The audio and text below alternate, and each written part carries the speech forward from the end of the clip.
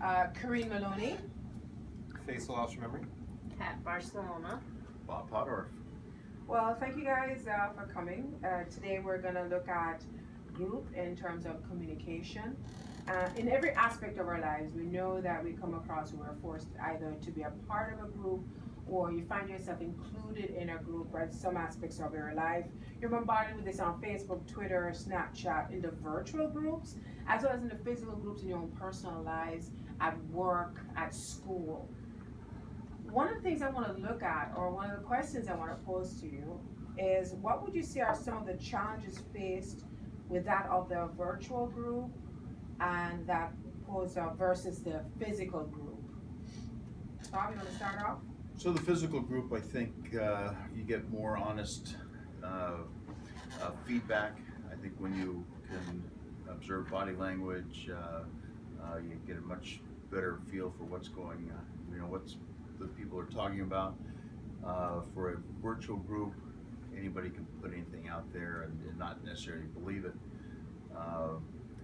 The advantage of a virtual group is you can have a group from all over the world. Kat, do you want to comment on virtual versus a physical group? I think in a physical group, there's always the factor of, there's an intimacy with a physical group. You have people who are around you, there's a connection, there's a physical connection, where you can actually reach for someone. Some people are very touchy-feely, so when they're in a physical group, they can touch someone. Whereas in a virtual group, there's not this intimacy. So there's lack of societal rules, there's the fact that people will speak very openly and without guard. So, and then there's also the fact that anyone can join. When you're in a physical group, there's sort of like a barrier when you're having a conversation. Me and Basil, me and Bob, me and you. Someone's not going to join in when they see we're in a deep conversation. Versus we're inside the virtual world. Anybody can join in at any time if you're on an open forum. So in the virtual realm, in terms of group, it can become larger more than, in a group is supposed to be as defined as a small setting. But it can be made small depending on what you're doing or what your goal is. Faisal, what are your thoughts on virtual versus physical? I'd have to agree with both Bob and Kat. I think definitely the physical groups are more intimate, and it's so much easier once you're collaborating to build off of ideas and really stay focused versus like the virtual. If you do, Bob might throw an idea, someone else might, and we can get sidetracked and not resolve any issue. If there is an issue to be resolved. Right. And since we're on this topic in terms of groups, you're forced into work groups. You are forced into interact in terms of teams to have one common goal or to achieve something. What are your thoughts on this? How do you feel about this? What are your challenges? I would say, I'll use an example. One of the most challenging things we have as far as diversity on the ramp is different religious backgrounds and really cultures. We have people from Guam, the Middle East, and specifically religion kind of falls into it. And with the Muslim religion, you would pray 5 times a day, and they ask for this exception during flights. And some of the other guys, like the Guam guys, don't understand why certain privileges are being given to one. And so once explaining, it takes a little bit of time for everyone to fully understand why certain exceptions are made. So would you say this kind of gives you a hard time developing a sense of cohesiveness? Yes, but That's once your you challenge. have that, it's really strong bond and everyone's really supportive, but it's difficult in the beginning to get that initial support. Okay.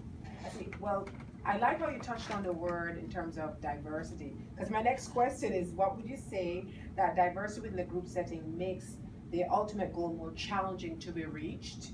Would you say so, and why? Would you say it's more challenging? Because we're talking about diversity in terms of race, culture, gender, and its ethnicity.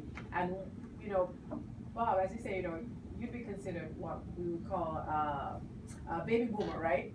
That's the term they use. And then you have the millennium, and you're put in a group. That's a diversity. Tell me your thoughts on this. First of all, in a group, I'm assuming the purpose of the group is to generate different ideas, different thoughts. So the more different backgrounds, basically backgrounds you have, the more chances of coming into different, getting different ideas. As far as the diversity, I think if everybody's working towards the same goal, diversity should be a good thing. So that's how I feel about the diversity in groups. So in terms of generations, Generations, you yeah. wouldn't see it as a negative. You'd say something that's positive. No, I think it's a very positive thing. Mhm. So, and you know how I might have done things 20 years ago. There's always ways to improve it. Okay. Good. Kat, what are your thoughts on diversity in terms of groups? Just going back on what Bob said about going back 20 years and then moving forward, there's definitely between millennials and baby boomers, there is a sort of conflict, just because we do want to learn from the past generations, and you can't move forward unless you know from the past. However, moving forward, you have to understand that the past needs to also move forward as well. So those in the past, those are our elders, need to be able to move forward with us. And I think there's a good cohesiveness nowadays, because not only is the older generations reaching out to the younger, and there's a symbiotic relationship, there's also the fact that the youngers are helping the elders to understand the tech world. So without understanding the tech world and coming into the modern age, you can't really progress in society. And with the way the world is now, you do have to know technology. All right, well, one of the things that I came across while looking at groups and how we function, and one of the things it says is that groups are successful because of the resources, one, the accuracy, commitment, and diversity, of course. So, you know, I want to end on that note in saying that no matter how many groups you get a part of, there's always going to be the upside and the downside of it, but the whole idea is that you reach a common goal. And I'd like to thank you for coming together in this small group conversation and spending some time with me. Thank you.